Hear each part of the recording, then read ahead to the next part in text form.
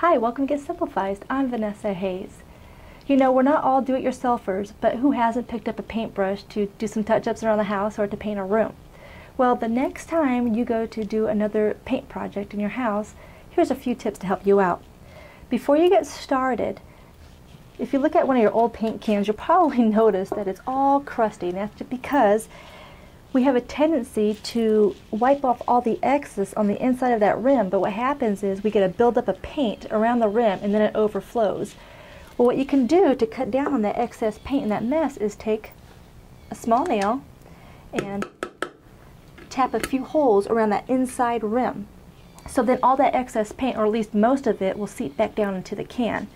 An even better tip would be to take the handle and wrap a rubber band around the top of that handle there. And then what you can do is, as you dunk your paintbrush into the can, you can wipe it off onto the rubber band instead of along the rim. If you have a small can, all you simply do is just wrap a rubber band around the outside of the can.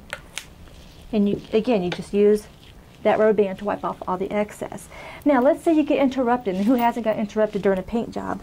What you can do, instead of washing off that paintbrush, if you know you're going to get back to the project in a couple hours or even the next day, just take a piece of cellophane and wrap it around your paintbrush and secure it with a rubber band. And then what you do is just put it inside your freezer, and then you can store it overnight, and when you're ready to do your paint job, then in a couple hours or overnight, just let it defrost and you're ready to go. Now, what about when you're done with your project?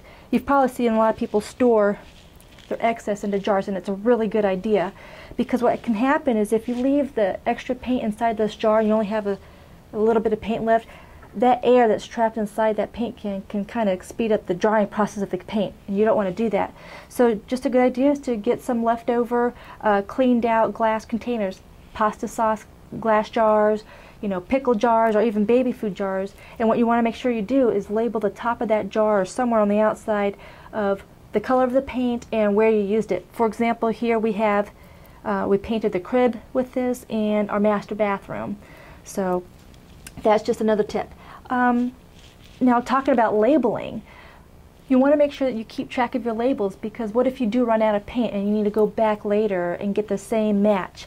Well, there's a couple tips. You can use that swatch that you use. Let's say you use a swatch and you go to the store and you have to match that paint. When you get home, make sure you write down the paint code on that swatch and the rooms or furniture that you used it on, and then store it with your home files. And if you notice, on top of the paint can, if you have a special mix, it's going to have a code on there, because it's going to indicate what type of sheen it has, like if it's a flat paint or a satin paint, semi-gloss, gloss, whatnot. And you're going to want to make sure that you get that exact match, so it will match the paint. Another thing that you do, another way to simplify that process, which my husband and I figured out later down the road, is that we just take a digital photo of it with our digital camera or our phones, and so then we have a permanent record of that label, and you know the exact code to get the exact match. And one last tip for you: if you found a color out of a magazine, or you see a piece of fabric that you're inspired by and you want to get that exact match, well, take a piece of that, take a swatch of that material, or take that picture to the paint store. What they can do is that they can probably get a pretty close match to that, and what they do is they do a spectrum sample.